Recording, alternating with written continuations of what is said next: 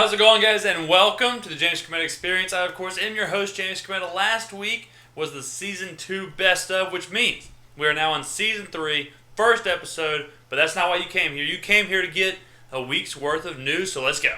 MTV has dubbed the post-millennial generation the Founders, which I can only guess just barely beat out oversensitive crybabies. The whole thing is pretty ironic when you think about it, since no one in the post-millennial generation will have a clue what MTV even is. Hundreds of people were trapped in a Canadian parking garage for hours Wednesday night. Due to overnight construction that no one knew about, motorists were trapped for almost 4 hours in an Ottawa parking garage, and the only possible way they could exit during that time was a single door. Canadians eventually got out of there, so no worries, no one was injured, but officials were asked why it took 4 hours to get 100 people out of a door, and they said that anywhere else in the world it would have taken about 15 minutes. But since it was in Canada, people kept standing right next to the door and saying, "No, I'm sure. You go on ahead." A drunk man in Malaysia would not take no for an answer when his sister-in-law locked him out of the house. The man allegedly got drunk at a local bar, walked to his sister-in-law's house, and in the wee hours of the morning knocked on the front door, in which she locked him out and told him to go somewhere else. When the sister-in-law refused, the man stripped completely naked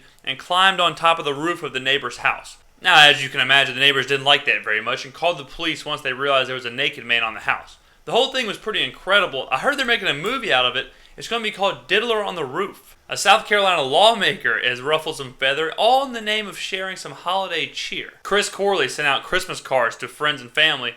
Only one problem, though. The Christmas card featured the Confederate flag and said, "Memories of a happier time." Corley then later retracted the whole thing, said it was just a joke, and he only sent a few of the cards to his closest Republican friends. Call me crazy, but I've got a hunch at what this guy's favorite Christmas song might be. I'm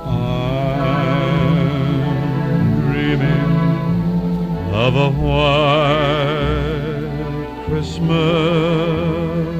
It is official, guys, the news that everyone's been waiting on. Kim Kardashian and Kanye West have named their second child. The name, debuted on Twitter, will be Saint West. Now, I'm not too thrilled about the name, but you gotta give it to Kim.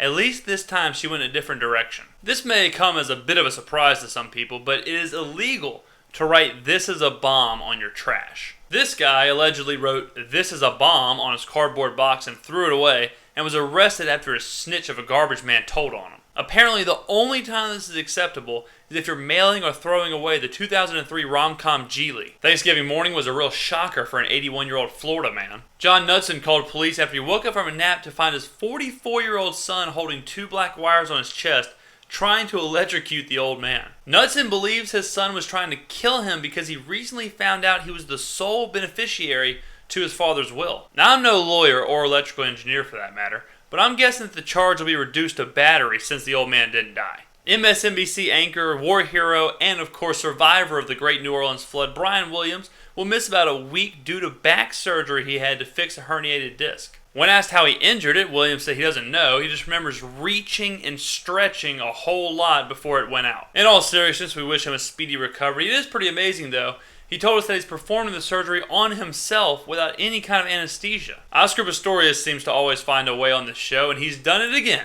He had quite the day in court. After just 2 months of house arrest, a South African appeals court has reversed Pistorius' manslaughter charge to a guilty verdict for murder. Along with the murder charge, the minimum time that Pistorius will do in federal prison is 15 years. The verdict came after the court explained that there is no stand your ground law in South Africa like there is in America. And I'm not really sure why I singled out America. I mean, no matter where Oscar Pistorius is, he's not going to be able to stand his ground. And an unbelievable story out of London, a private ambulance was stolen after the owner was ambushed leaving a patient's house. This ambulance right here is the one that was stolen. It was being used by a home circumcision company who obviously goes from house to house and performs the surgery. Now, luckily, the owner of the car had the foresight to call the police right when it happened. Unfortunately, no arrests have been made, which is kind of surprising, because with that company involved, you would think there'd be hundreds of tips.